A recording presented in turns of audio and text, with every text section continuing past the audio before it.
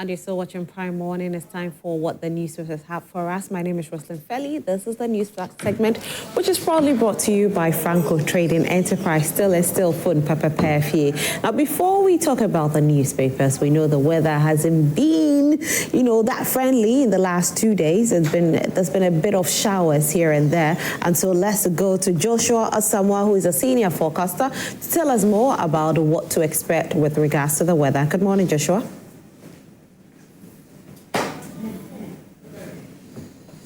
Joshua, if you can hear me, can you unmute yourself?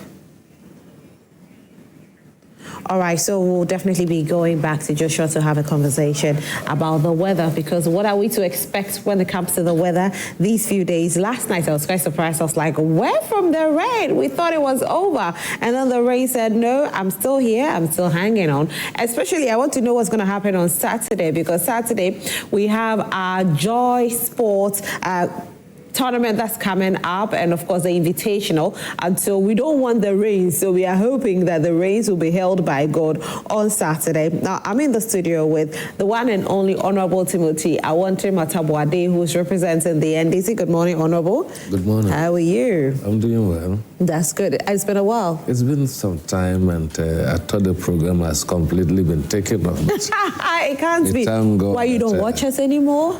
I do watch from time to time, but when I fail to come the other weeks, I try to check on my paneling, and I saw that you've been on break for some time. Be that as it may, we are here. And I want to say good morning to our cherished viewers and to all those who watch us and send their messages. We are grateful. Once again, we are on this your big platform.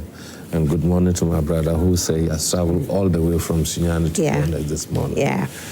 And we hope to have a reflection and fantastic discussion. Fantastic. All right. So just like Honorable said, Abubakari Yakubu came all the way from Sunyani, and he's a communications officer at Sunyani East for the NPP. Good morning, Yakubu. Good morning, Roslyn. It's good to have you here. Thank you. How's Sunyani? Alhamdulillah, we are doing well. That's good. The whole of Bono, they are all by their TV set, watching us, and we're hoping to have a fruitful discussion, as my brother has actually put in it. And so I'm grateful for the invite, and we look forward to the best. Fantastic. I want to say a very big thank you to Franco Trading Enterprise for always having our back. Of course, with Franco Trading Enterprise, you can trust that you have all the authentic gadgets, whether mobile phones, televisions, or CCTV cameras. Don't worry at all. We've got you covered. Just download the app on your phone, which is the Franco Trading app, and shop at your convenience. For further inquiries, visit our website, www.francotradingenterprise.com. Franco Trading Enterprise, still phone for PPFE. Now it's time for us to take our weather report, and I'm very interested in it, because I don't want to wake up and I see showers here and there after planning. And so Joshua Asamoah is joining us, and he's a senior forecaster. Good morning, Joshua.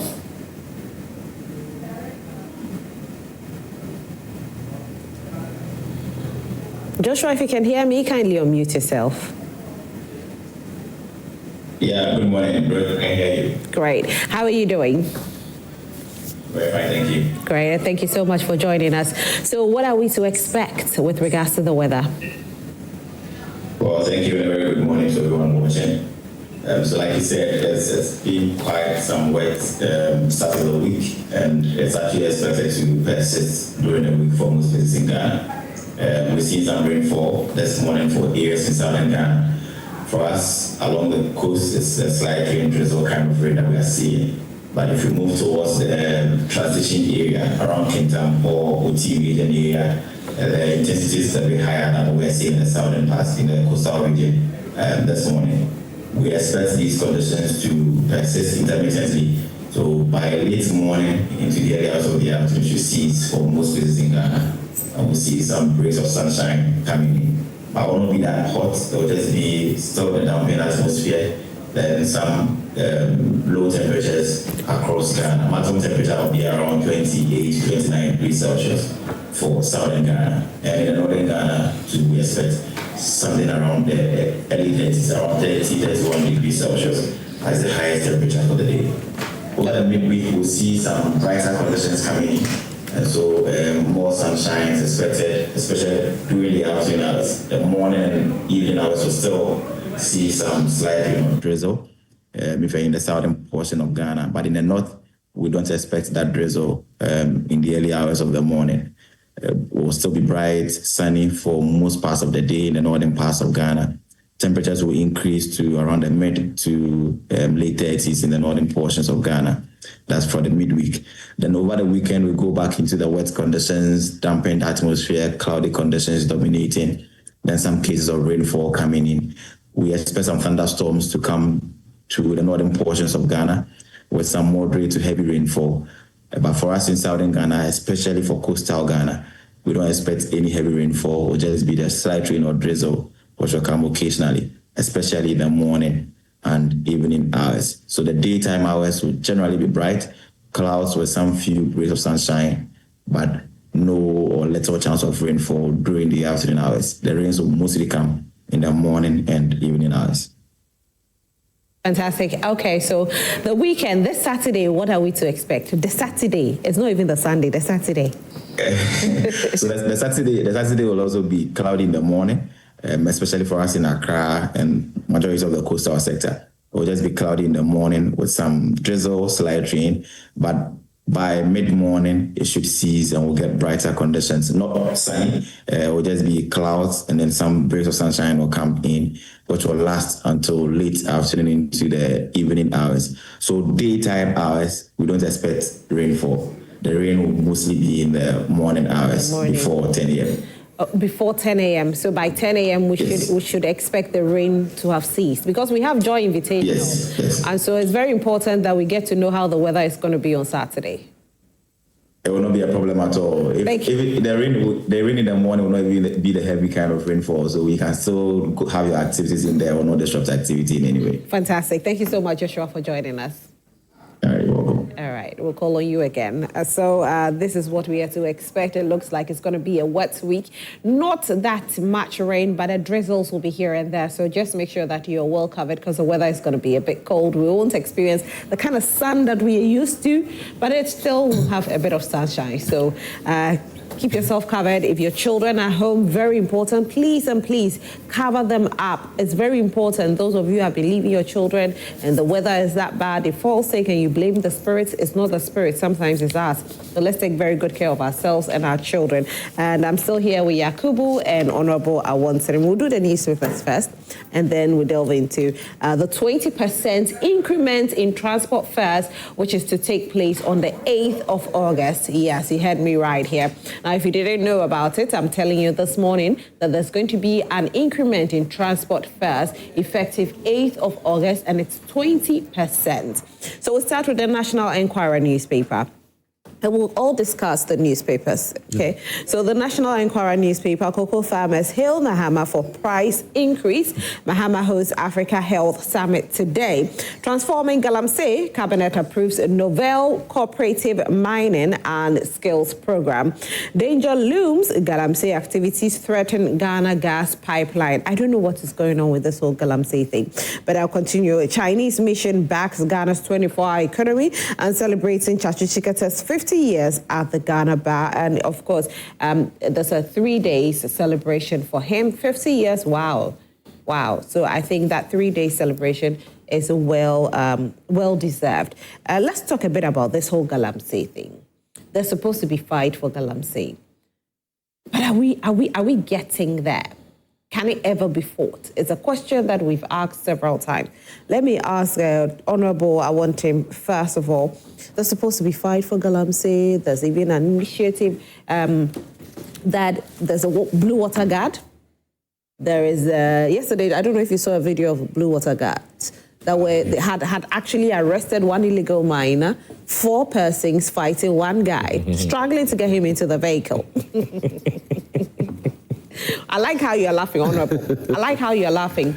And then there's another thing that is going to be launched on Thursday, where there's going to be a plan for people who are involved in Galamsey to try to give them other skills and also to help them mine responsibly, especially for those who want to do small-scale mining. They'll equip them, they'll train them to enable them to mine responsibly. What do you think?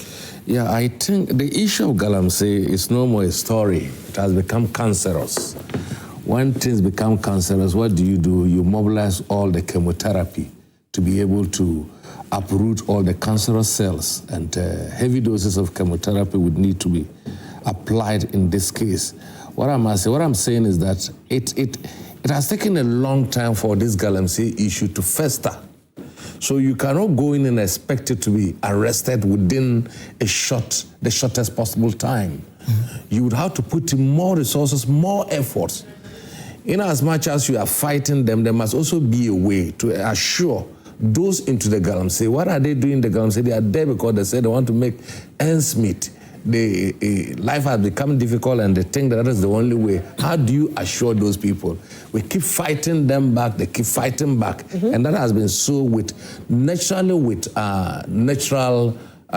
resources, where people want to take advantage of the natural resources to make an income. It is difficult to fight them. But I can assure the public and assure everybody that yes, it's been a daunting task taken over from the government of the MPP, and the fact that galamsey became one of the thorny issues that we campaigned, and we gave our people our promises that we are going to do everything to ensure that the issue of galamsey become a thing of the past. We are still on the fight. It's not going to be easy, but we are on it, and I know that inroads are being made.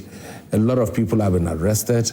The machinery has been seized. Yesterday I was watching a clip where the police task force led by 3 abled people, I think made up of the police and national security, they were able to zoom on a particular area. But the galamsey people did something quite remarkable. When they realized that the police were zooming on them, they sank the excavator into deep mud. So it was even difficult for the police to be able to operate it, and they were able to go away with some parts of it that will enable them to be able to spark the machine and so on. The police were calling for technical people to assist in bringing out such machinery where no matter what happens, and then they try to hide it. They equally assured us that they were going to do everything. And I think that the IGP, Inspector Yono, has put up a very formidable task force, and they are fighting it. It's not easy, but we need a multifaceted approach from all angles. But did you see the video yesterday? I mean, that video was quite sad. The galamsey. I mean, one against 4 or 5, and they could hardly control them. Yeah, but it's natural. If my brother is stronger than me, and so it's a training, because these are supposed to be guards. I don't think it's just training. People, the general, have brute strength. No matter your training, it is not easy to subdue someone who naturally has power. Okay. You understand? But this is one of the issues, because they've arrested other galamseyers. They didn't have much time struggling to be able to arrest the fellow. So in this one case, you can have people who are naturally strong. And sometimes 10 police people... Then how are you going to fight the galamsey? No, sometimes even... You can even persuade someone, not physically arresting, for the fellow to join the car. You can, even when they were doing that, I believe that there could be someone who will come there and say, look, stop the struggle, join the car, and the fellow will join, depending on the tactics you use to arrest the fellow. Right. If you go there in a combative manner, the fellow knowing very well that if he's sent, these are the consequences of his actions, he would fight back. No crime is fought on a silver platter. You must use all your training skills and the available tricks you have to be able to. Maybe one policeman could have even come and then arrested that guy with all his strength too. Okay. You understand? All right. Thank you very much. So for me, I think that is a fight that will continue. It's not going to be a 9-day wonder, but we are assured that at the end of the day, we are going to nip galamsey in the bud, and it becomes history. All right. Thank you. Yakubu. Roslyn, 7 months down the line, we're here. So I would like to anchor my argument on what the president said when he was in opposition.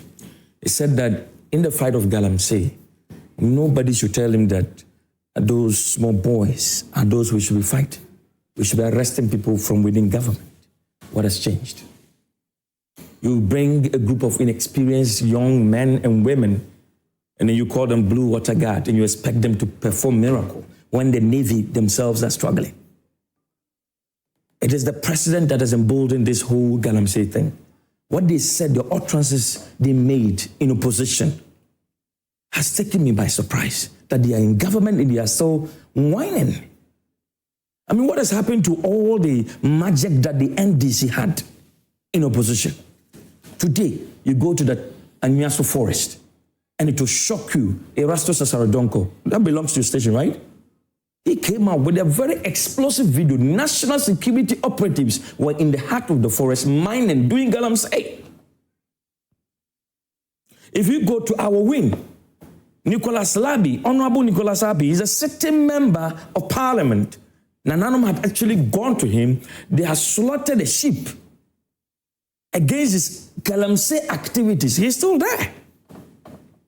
NDC constituency executive, the Manfi West, the Manfi East, they had the effrontery to block security personnel from entering into a Manfi to fight galamsey.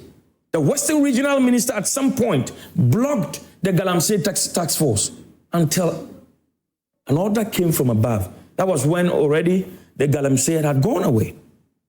What are we doing? You know, Nicholas Mensah, also in the enclave of Amenfi, he himself is also a certain member of parliament. I mean, his youth, NDC guys were caught in the act. He had every leverage, using the president name, calling the security officers to let them be. After all, what? Could it be that they settled it in a different way? Could it be settled that, what? Could it also be that, you know, as much as, yes, in the public eyes, it was stop arresting them, maybe behind the scenes they were arrested? I mean, this does not make sense. This is something we are fighting. Galamsey, we all agree that is an existential threat. It is killing us. Today, if you look at all the research work people have done around the enclaves, very soon you can eat cassava from there.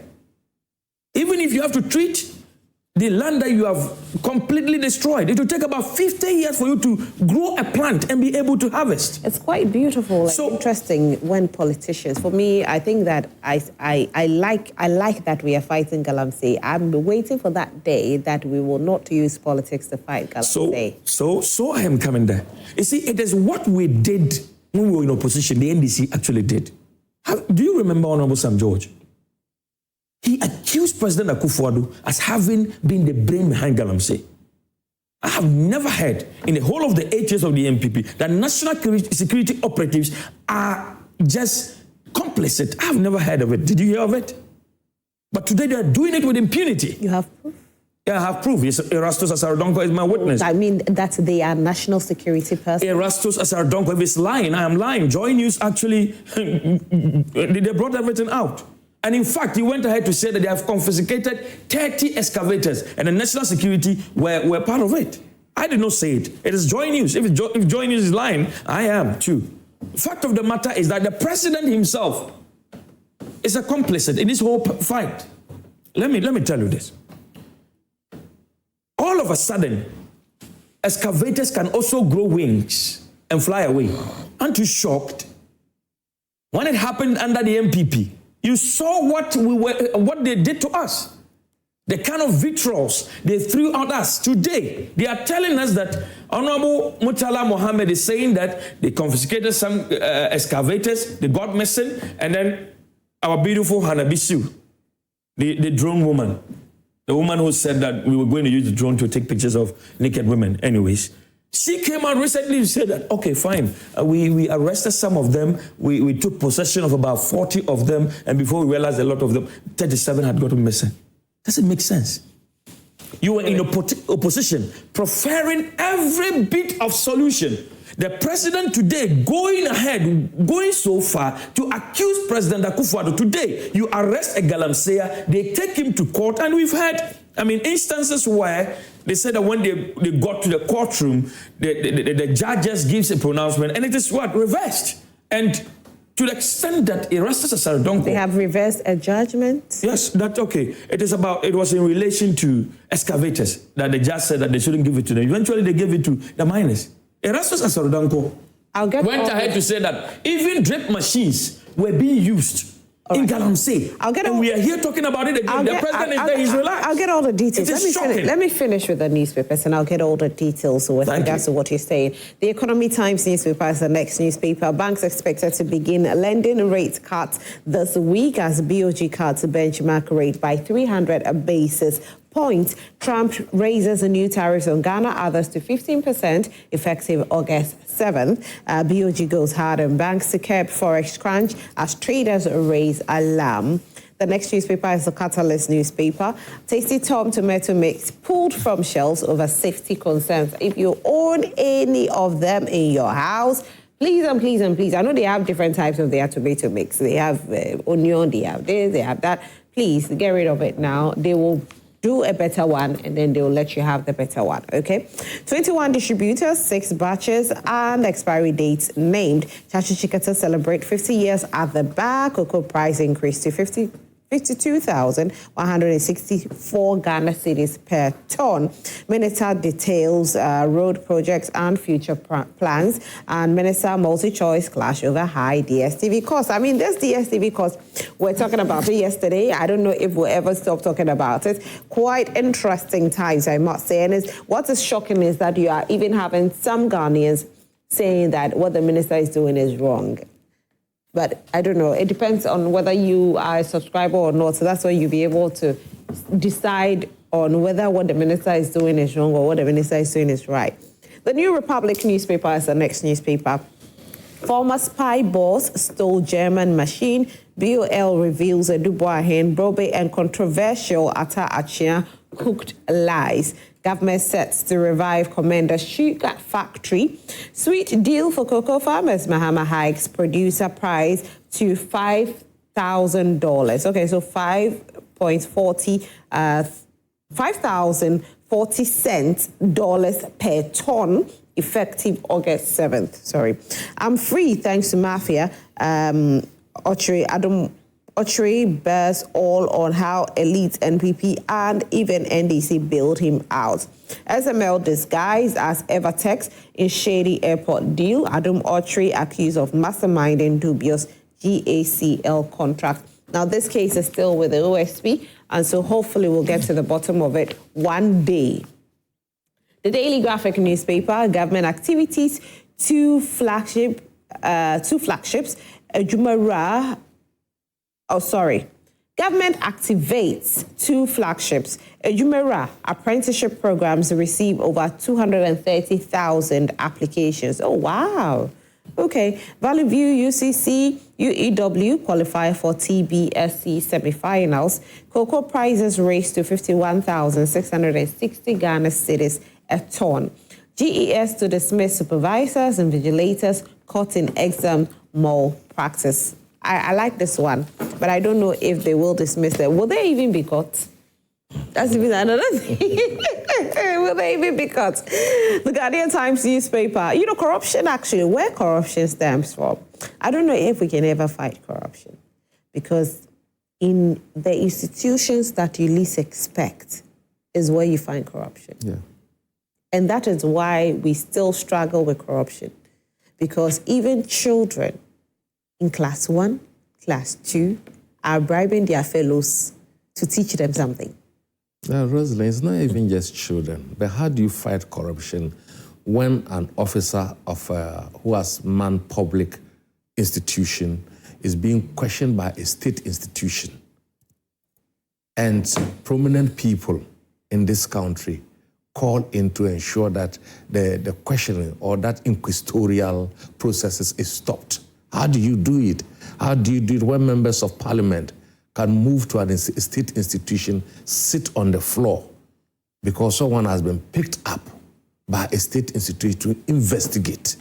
How do you fight corruption when the issues come and the one who has caused the issue quickly say that it's political persecution, it's witch hunt, and people buy into that cock and bull story, and what they do is that they begin to tear the investigations institution into pieces with all manner of jargons and noises out there. We do not even allow the state institution, constitutional mandated state institution, to do the investigations first. The issues are quickly brought into the domain and everybody are shredded into pieces because they belong. I've often said severally, how would I come on air as early as we've come to defend an NDC fellow who has been appointed and then he's corrupted? I will not do that, because when you were doing that, you didn't tell me.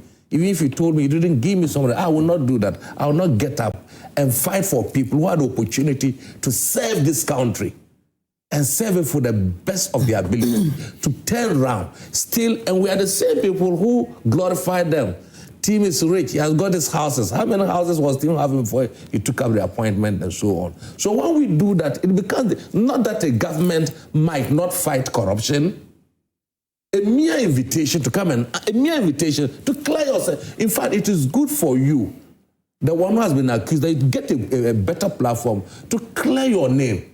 And you start by saying there's witch hunt. You start by saying, even where Auditor General report, another state institution has seen that you have done the wrong thing, still it becomes a problem. So how do we fight corruption and so on? Okay. But you see, quickly to Abubakari's... in fact, truth be told, that's not our topic for this morning. We have to talk about the 20%. No, we were just discussing this. It was just bites of it.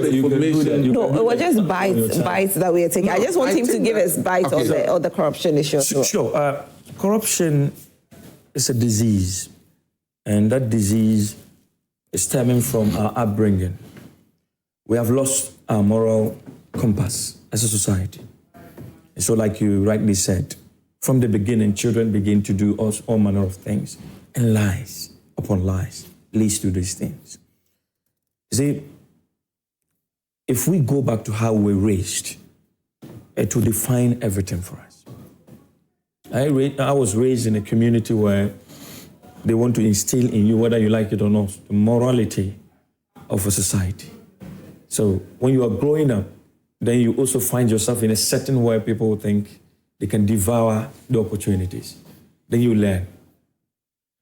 We have to go back to the drawing board as a society. Teach our kids. Pay special attention to our children. We were just talking, my senior brother and I. Today, people kill people for nothing. If they can do that, what becomes of your phone, your money? I mean, if he has the opportunity, he will steal it. Yeah. So I asked myself, about 98%, 97%, 98% of today's politicians, that is where normally we report the corruption from. But if we go to every institution, there are corruption activities. But 98% of these politicians were all teachers once. Most of them were teachers. So how did a teacher transform or transmogrify to commit graft in the manner that we hear of? I second my brother. You see, I won't defend someone wrap it up in a minute for me, so that I move on to the next. So I want to conclude on this. I won't defend anyone who is corrupted, but there are due processes. If you don't abuse the due process, then let us all support the processes.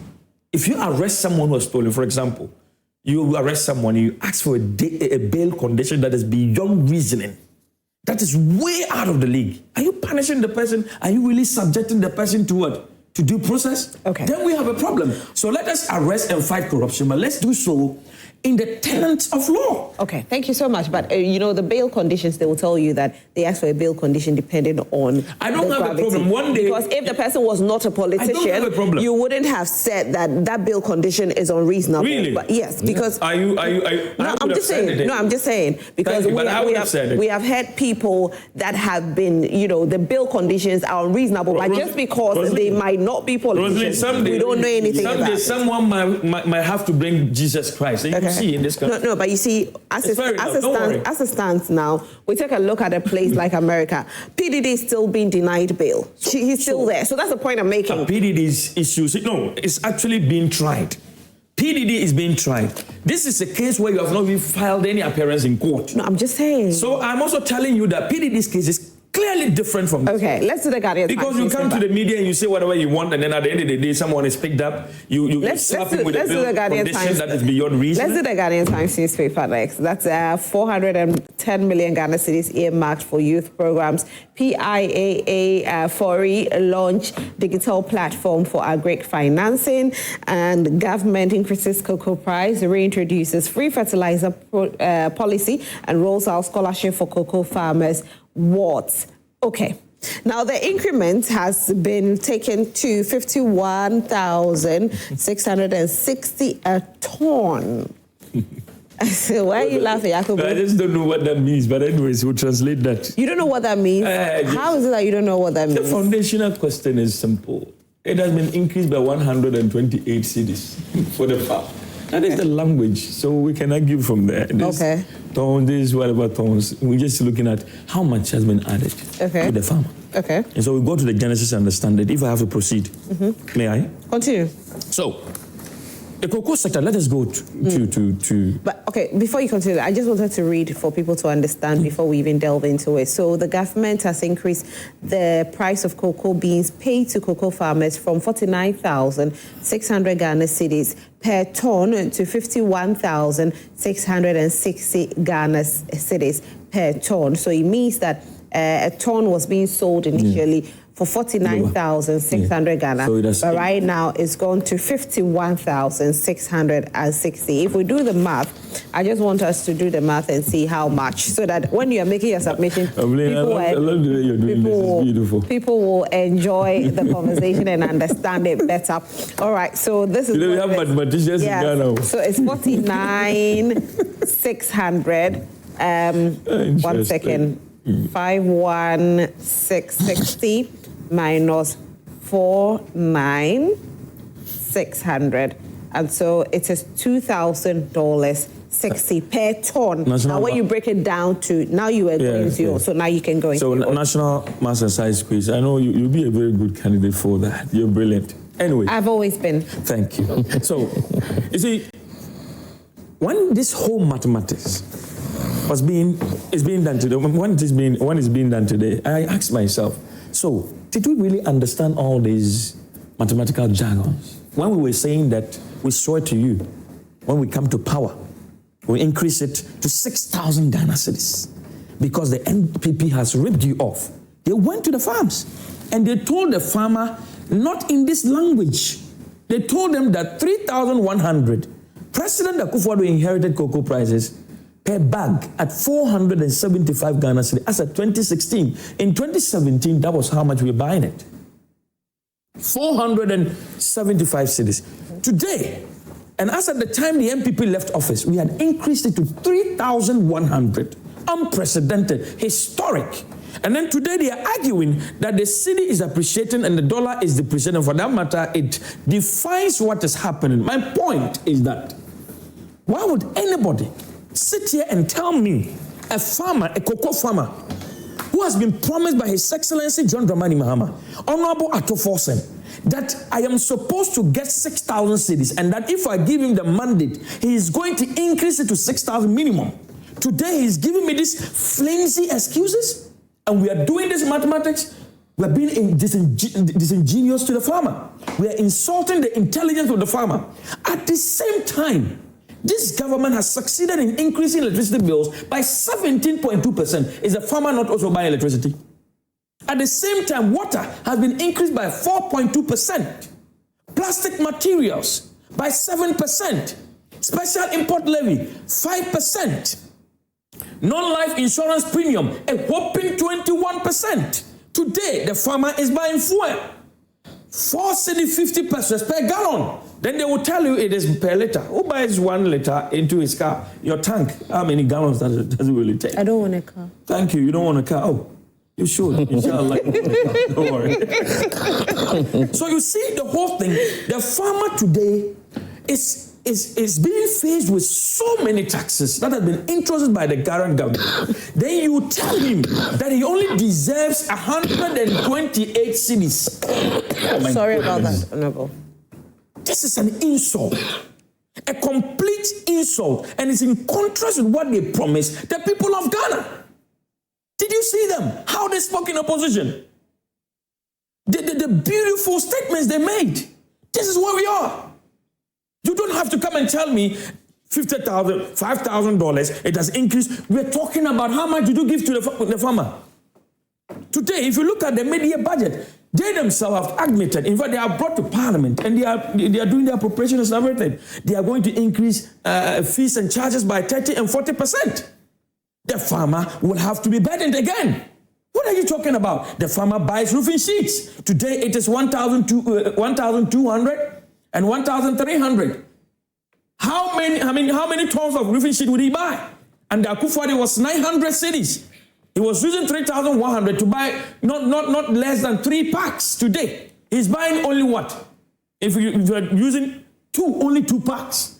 How much is cement today? The farmer will have to do so much, and he is suffering. His children are going through Herculean tasks to assist the farmer. And today you are here, 128 Ghana cedis, and we are seeking to justify this kind of gross incompetence and insult on the people of Ghana. Okay. I am scandalized by the lack of respect for the farmer. All right. We should be begging them. Okay, yeah. The NDC should be apologizing because they have insulted them, and it's wrong. Because if you do this to the farmer today, they will not trust politicians anymore. There is no justification for what they have done. It is only, and the PR gimmick seems to be, I don't understand. Okay, thank you very much. We are being patronized. I have fire online. I'll definitely go there, but I just want you to make your point, and then we can go into a group of funny people. You run the country aground. Every sector, including the cocoa sector, has been rotten. You put the cocoa sector to the extent that cocoa sector, we're having 1 million tons, now is below 500,000 tons. What is the value of the amount of money that Akufo-Addo was paying them? Today, a ton of iron rods, from 9,400 to 7,500. That's the value we are talking about.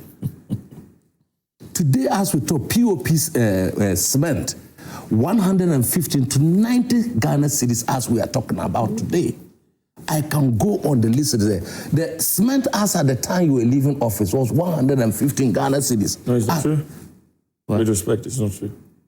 How much was it? It was 95 cedis. You see, well, it depends. I think because it depends on the okay. I mentioned custom. So what I want to simply tell you is that it's not like it's the not prices true, but are there. Brand. It is not. You see, the MPP is rushing to call names. The arguments are so weak. But Honorable, will you agree that some items have increased? Yes, they've increased, but the value of the money has also increased and stable for some time. Inflation has come down. Then we should say prices dropping in everything. That is a pricing issue because of the type of economy that we run. It's not a control economy that we are running. So sometimes you allow the price, the forces of demand and supply to determine. If you unnecessarily interject, you distort the functions of the So are we defending that? Are we defending price increase when it comes to NDC? But you've heard from Guta and other. Anyway, let me. Can I do the fire and come back to you, please? Okay. Because we have Desmond Aka, who is a divisional officer 2 at the head, and he's also head of PR at Ghana Fire Service. He's joining us. Good morning, Desmond. Oh my goodness. All right. So Desmond, please join us again. Sorry about that. I was actually... You have a cocoa sector. Hey, Honorable, let me... I thought you said he wasn't... Hey, let me please... Desmond, hello. He's back here. Hi, Desmond. Good morning. Hello? Desmond, if you can hear me, please unmute yourself for us. Very well. Good morning. Good morning. How are you? I'm blessed. Fantastic. In recent times, we are hearing so many fire outbreaks, and it's quite worrying to hear it. Yesterday, we heard of, one big celebrity whose business got burnt. We also heard of a fire at Medina. We're hearing of too many fire outbreaks. And people have been asking questions, what's causing it? With regards to the Medina one, we heard of a cylinder explosion. And what about the others? Is it similar that is causing the fire outbreaks or something else?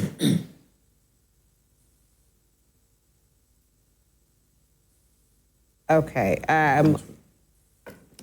Network. Whenever it rains, I don't know what happens with our network whenever it rains. Okay. It's quite disappointing. Let's talk briefly about, the fire. I don't know how many of you heard about the fire outbreak yesterday. Yes. Did you? You heard about it? Year of this. Okay. I heard of it. You heard of it? Watched it. Yeah. What do you think about it? I mean, it was a gas explosion, though. Yes. Is it a cylinder, gas cylinder explosion, so that people don't... Private home? Yes. Was it in a private home or a department? Which one are you watching? There is another school What happened yesterday? Yesterday, there are two different Yes, and places the that dormitory had too has fire. actually No, the burned dormitory down. happened this dawn in Koforidua. That's right. Yes. So this what one too, happened? that is. Yes. All right. So, hello. Hello, I hope you can hear me Fantastic. now. Now I can hear you. Thank you so much for coming back. Great. So, looking at the Medina fire, you know, even though we are yet to conclude with our investigation, but everything at all is possible. That is basically a slum community. And in a slum community, illegal wiring connection is very rife. Unattended cooking is also something that occurs daily. And then people not being too careful with the use of candles, mosquito coils.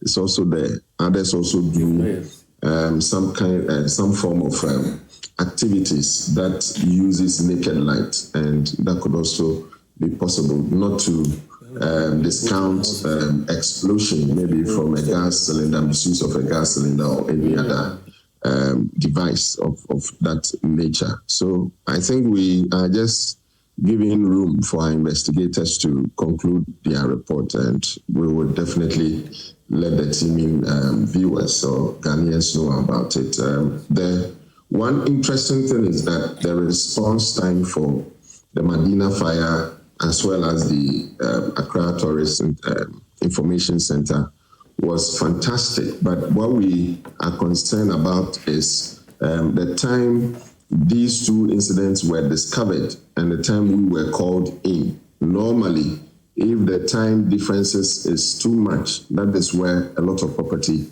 is destroyed, because we learned that in the Medina fire, those who discovered the fire started salvaging their property and their works from their shops and what have you, and it took quite some time for them to call us. So by the time we got there, the fire had already gotten out of hand, and that is exactly what happened at the Accra Tourist Information Center. So we want to advise that anytime there is an emergency, that is why it's an emergency. If a fire is discovered and we are called in within the first 6 minutes, that is where we are able to rescue lives and even save properties from fire ruins. But if it takes a bit of time for the fire to gain momentum or to get to its advanced stage, then it means that technically when we come, we'll find it very difficult to salvage property. And that is how come we lost a countless number of structures, especially at the Medina side. And then we lost the entire first floor of the Accra Tourist Information Center. So we would want to still admonish the Ghanaian people that they should call us right on time so that we can also respond swiftly to be able to help them manage these devastating fires. Right. During an interview with ACFO Nisu, he did mention that the fire tenders, some of them didn't have water. And it's quite concerning to hear this because everybody expects the tenders to have water so that when you get to the ground, you have access to water and you can calm the situation. But this is a case whereby he says that in Medina specifically, some of the tenders didn't have water, which caused a bit of delay in quenching the fire. Can you confirm this? Well, it can never happen that a tender will move from a fire station without carrying its water or carrying the maximum water it can. The issue is that for every fire that we attend, we should be able to have reliable water supply system. And our hydrant should be the first point of call to have continuous stream or supply of water. But most of these hydrants are not functioning. You are all aware that it is the same water that is pumped to our homes as what we use for firefighting. So when we get to a location where per the information available to us and every Ghanaian, that even Ghana Water is rationing water at various places. So if we come to your end and for that period, there's no water flowing through your taps, technically, what it means is that the hydrant point will also not be functioning. And that is how come for these two fires, we marshaled not less than between 4 to 6 fire tenders to deal with the situation. So for the Medina one, we were able to mobilize additional 4 fire engines. What it means is that because at that time, the taps around Medina, the Red Coal Flats where we have a hydrant, the taps were not flowing.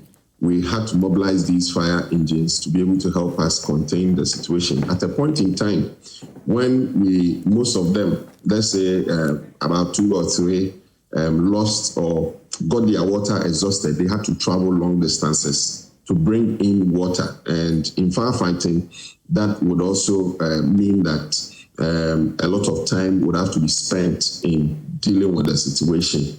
When the Accra Tourist International Center, we had to marshal as many as 6 fire engines, all because the hydrant within that enclave was also not functioning properly. And therefore, that is what helped us to be able to manage the fire. So it wasn't that the tenders didn't have water. We carried water to the fire scene, but at a point in time, they ran out of water, which we had to move to headquarters, Farisco and other places to look for water. And that actually helped us to contain the situation. But if we can also call on the Ghana Water Company to get our hydrants working and functioning optimally, I think these things will be a thing of the past. But be as it may, knowing this challenge, we are able to mobilize as many fire tenders or engines to a particular fire situation to be able to help manage the incident. So the hydrants are there, but we need water in the hydrants. Sure. But we are destroying our water bodies with this illegal water mining, and that is polluting our water. So I believe that maybe going forward, we need to have a very detailed discussion about why our hydrants are not functioning. Maybe the Ghana Water will be able to explain better to the good people of this country, rather than always shifting the blame on the Ghana National Fire Service. All right, Desmond, thank you so much for joining us. We are grateful. But before you go, just one question. What is really causing the fire outbreak? What is the most common thing you've discovered in your investigation? Well, especially around this time of the year, it is raining. Part of the problem is that most of our electrical faults are being exposed around this time of the year. People have their roofs leaking where water is not supposed to get to. Water is now getting into our wiring system, into our circuits, and it's endangering our wiring system. So we would recommend that people should get competent certified electricians to be able to work on, check first of all, and then work on these faults for us. And then, the weather is a bit cold, and people will tend to heat and do a lot of things that would require using electricity, using naked light and all that. And when we tend to be careless with all these equipment, that is where we experience some of these fires. And especially in this month, even though we are experiencing some downpour, we should expect some bit of drought. So the weather will be a bit drier. At a point in time, we will not experience any rain. All right. And therefore, indiscriminate burning of refuse around our premises should be avoided. And if there is any emergency, please call us as quickly as possible. Let's secure our properties with smoke alarms and fire extinguishers. You can get to the nearest fire station to be trained on the use of fire extinguishers so that at any point in time when there is fire, we can quickly intervene before they escalate to destroy our property. Thank you so much, Desmond, for joining us. We're grateful. Thank you for having me. And that's Desmond Accra, Divisional Officer 2 and he's a head of PR for Ghana Fire Service. All right, so we are trying as much as possible to talk about this fire issue and try to reduce it because, like I said, just yesterday there was a fire outbreak in Koforidua as well, and No, the fire outbreak was this dawn. Yeah. And yesterday there was Medina, there was Accra Tourist Information Center, too much ongoing. Yes. So, Honorable, you on the floor making your point, sir. Yes. So what I was saying was that the cocoa sector has been run down. Yesterday you heard Randy Abe, 21 billion of cocoa sector rules have not been paid. 21 billion. Have not been paid. Everything. Even we could not even syndicate loan. The time my brother was saying that we're paying 400 Ghana cedis per a bag was a ton. As at that time, Cocoa Board could syndicate loan up to 1.9, 1.8 billion at the time. Since they took over, have they been able to get that target? No, because they completely ran the cocoa sector down. As we are talking now, even though we have paid them this amount, we are also cushioning them. Sorry, I'm having some cold. Sorry, we are cushioning them with the free fertilizer and other agrochemicals we are giving them, which hitherto they were buying. You see, we are giving them this. So the amount of money they take, even though we did not reach the threshold that we wanted to give them, the value of it cannot be compared to what they were giving them. And you see, to rush and always say that NDC has done this, it's income. No, it is too early to rush to say this. In fact, policies we have brought have changed the lifestyles of people. The stress-free university first year exams that we paid, cocoa farmers' children benefited from that. My child is in first year, he benefited from that. 2,000 Ghana cedis plus. All the social issues that we've brought, the payment of even teachers and then nursing allowances that we have even instituted for it to be done monthly are all part of cushioning the Ghanaian and the cocoa sector. These are people who have been part of the cocoa growing area. We have to end in 2 minutes. If you begin to look at it from this point and say, NDC has done this, what did you do? You should rather be apologizing to the people of this country that a sector that gave us so much money, you brought it under the Ministry of Agri. Now, when they syndicated the loan, Ken Oforiatta takes that loan and was not paying the contractors and so on. The cocoa sector is completely gone. And we are putting all efforts to ensure that we bring it back so that we can make the maximum use of the cocoa yields that we are getting. Okay. Then you come this morning and say that we have deceived them. I wanted to ask a simple question of my senior. What do you want to ask? How can a system that is being run down see that kind of 3,100 historic, a system that has been run down. You don't a know system that we rehabilitated 50,000 hectares. How many hectares have we rehabilitated? A system that we introduced cocoa pollination. How could we have introduced cocoa mass pruning? How could we have taking care of 50,000 hectares? So you've done no single one of them. And yet you are complaining. You see, incompetence. Incompetence. You cannot do it. Because we ran it down, we gave them a better price. We gave them a better price. My brother, don't all right, gentlemen. You failed. You lied to them. We have to end the section. They swore this and they promised them.